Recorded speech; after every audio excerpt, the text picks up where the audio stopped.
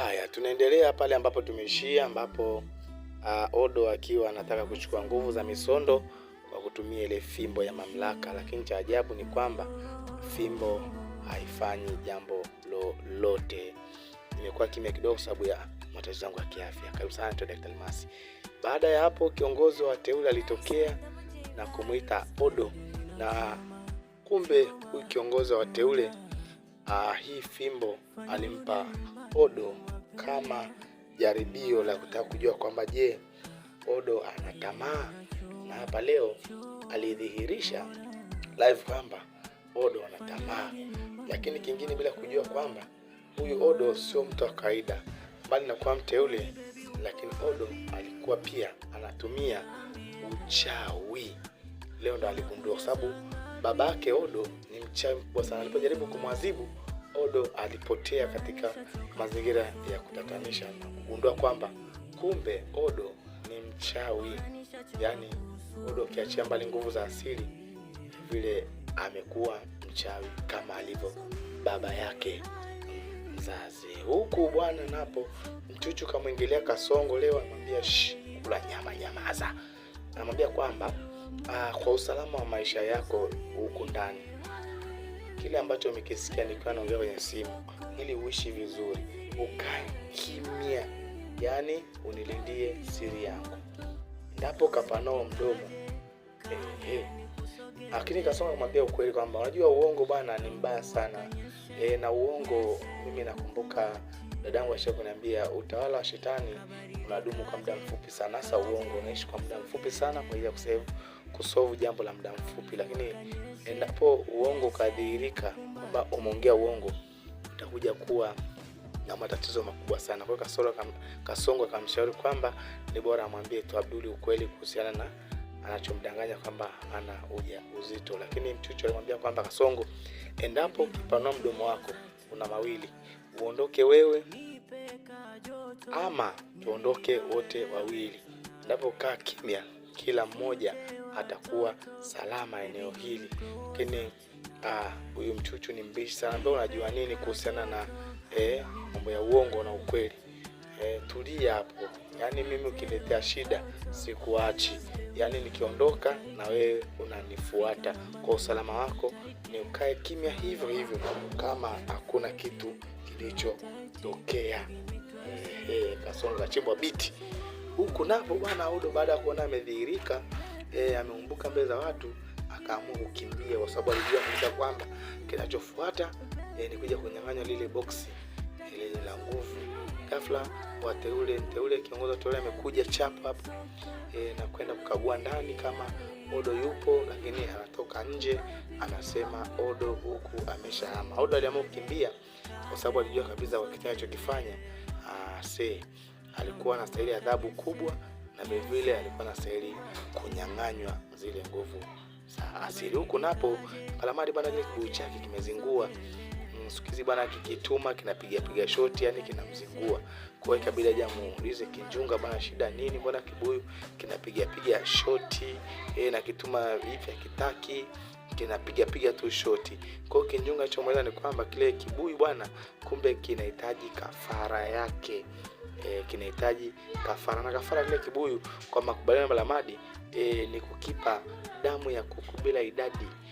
Kwa hiyo Kinjunga anamwambia wewe shahidi utatoa nyama ya damu ya kuku utakimiminia. Kwa hiyo ukiona kinafanya hivyo manake muda wa kafara umefika. Kwa hiyo hapa katafutie kuku uje nikusaidie kufanya kutoa kafara ili kibuyu chako kiweze kufanya kazi, maana yale ni majini na anatimiza ahadi. Asante sana. Basi Palamadi ibidi aende akatafutie huyo kuku. Huku napo huyu ndo babake Odo bana. Leo kuna mtoto kamzingua hapa, akaamua kumnyang'anya nguvu ambazo alizokuwa nazo amempa. Dogo inaonekana ameenda kinyume na huyu mzee, kwa mzee akaona hizi nguvu ni bora nimnyang'anye. Hamadi bin Vu Odo naye huyu na mizigo yake akiwa na mwanae Cheusi wameenda kwa baba. Ameona akimbilia kwa babake na kwenda kumueleza kwamba baba nimefeli. Mpango wa baba na mtoto ni kumiliki ile fimbo ya mamlaka, boksi lenye nguvu.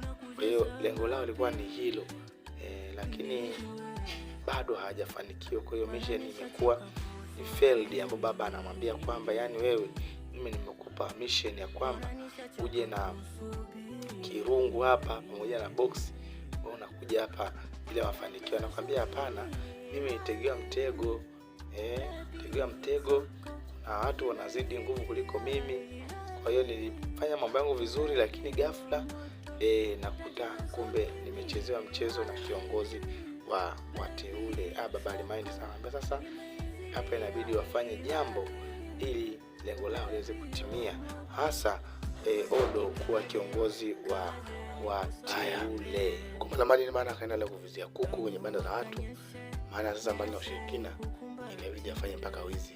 Kuku chapu ashaingia, tukamata kuku. Haya, mwendo bonde chapu inapiga shoti, kampelekea bwana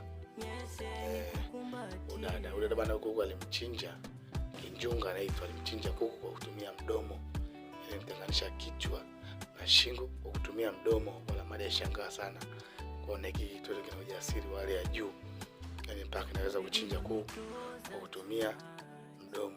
Baada hapo ile damu akamiminia kwenye kibuyu ili kibuyu kitulize mawenge kiache kupiga shot.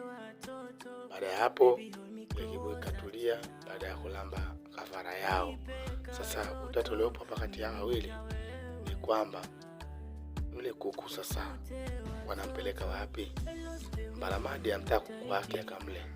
Huyo kinjunga naye anakuambia kwamba kienda chuo kwa mganga akirudi, maana yake kwamba haya ni malipo ya kazi yake.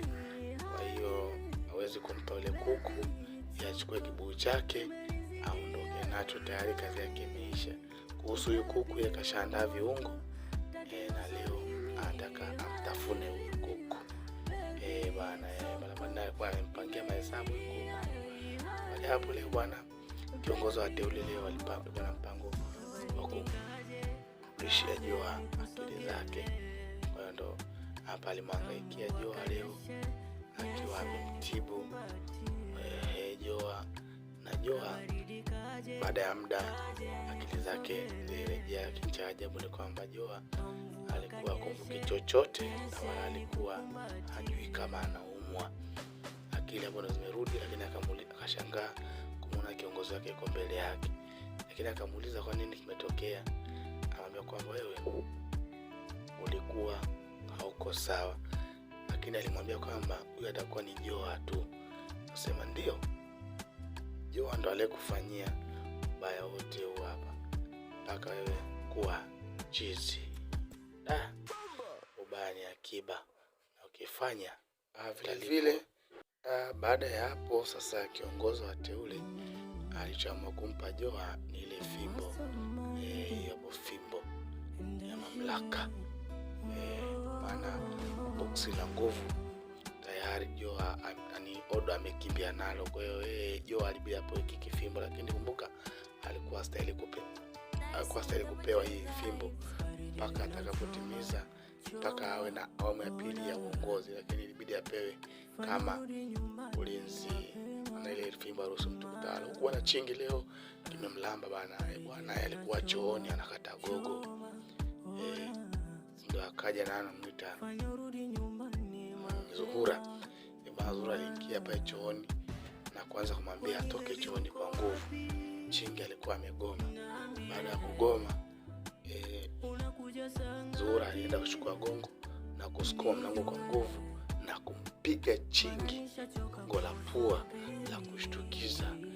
Bwana Chingi ilimuuma sana. Familia nzima ilibidi ingie jambo katikati na kuanza kusema kwamba sababu dada hapa amevuka mipaka. Kuna siku hapa ndani Zuhura anaweza kaua mtu akinasingizia ni mimba. Umeona? Kwa hiyo hapa akasema mimi nitamfanya kitu kibaya udada. Nitamfanya kitu kibaya sana.